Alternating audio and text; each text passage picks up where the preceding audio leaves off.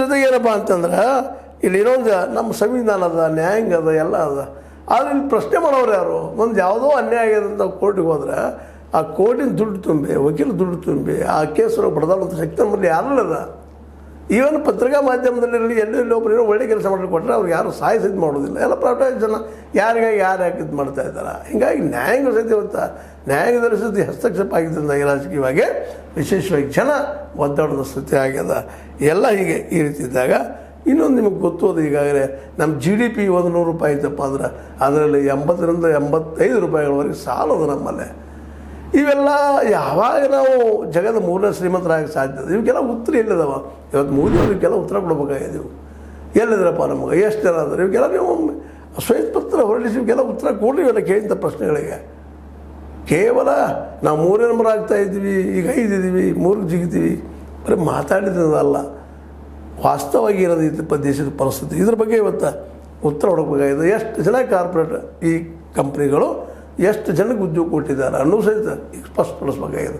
ಈ ಎಲ್ಲ ಹಿನ್ನೆಲೆಯಲ್ಲೇ ನಾವು ವಿಚಾರ ಮಾಡುವಂಥ ದಿನಗಳು ಇವತ್ತು ಬಂದಿದ್ದಾವೆ. ಅದಕ್ಕಾಗಿ ಇವತ್ತು ನಾವೆಲ್ಲರೂ ನಿಂತು ವಿಚಾರ ಮಾಡಬೇಕಾಗಿದೆ. ಏನಪ್ಪ ಅಂತಂದ್ರೆ ಈ ದೇಶದಲ್ಲೇ ಎಲ್ಲರಿಗೂ ಉದ್ಯೋಗ ಸಿಗಕ್ಕೆ ಸಾಧ್ಯನಾ? ನಾವು ಜಗದ 1ನೇ ನಂಬರ್ ಆಗಲಿಕ್ಕೆ ಸಾಧ್ಯನಾ? ಯಾಕೆಂದ್ರೆ ನಮ್ಮ ಇನ್ಕಮ್ಗಿಂತಲೂ 35-40 ಪಟ್ಟು ಹೆಚ್ಚಿನ ಇನ್ಕಮ್ಮ ಅಮೇರಿಕೆ ಪ್ರಜೆಗಳದ, ಇನ್ನೂರು ದೇಶಗಳದ. ಚೈನಾದ ನಮಗಿಂತಲೂ 15-20 ಪಟ್ಟು ಹೆಚ್ಚಿದಂಥ ಇನ್ಕಮ್ ಅದ.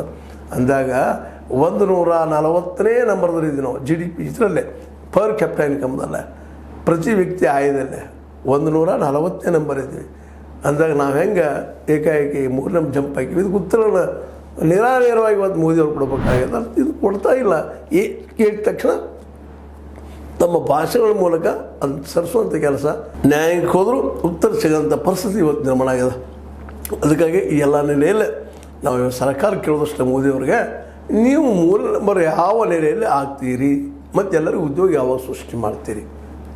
ಇದು ನಿಮ್ಗೆ ನೋವಾದರೂ ಸಹಿತ ವಾಸ್ತವ ಸತ್ಯದ ಮೇಲೆ ಮೋದಿ ಮತ್ತು ಅವರ ಮಂತ್ರಿಮಂಡಲ ಅವರ ಹಿಂಬಾಲಕ ನಾವು ಇವು ಪ್ರಶ್ನೆಗಳಿದ್ದಾವೆ, ಇವಾಗ ಉತ್ತರ ಕೊಡಲಿ ಅಂತ ಹೇಳ್ತಾ ಇದು ನಿಮ್ಗೆ ಲೈಕ್ ಆಗದೆ ಇರ್ಬೋದು.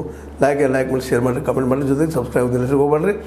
S16 ನ್ಯೂಸ್ ಅರ್ಥಾತ್ ಸೀತಾರಾಮ್ ಇದು ಸತ್ಯದ ಕೈಗೆ ನೋಡಿ. ವಂದನೆಗಳು.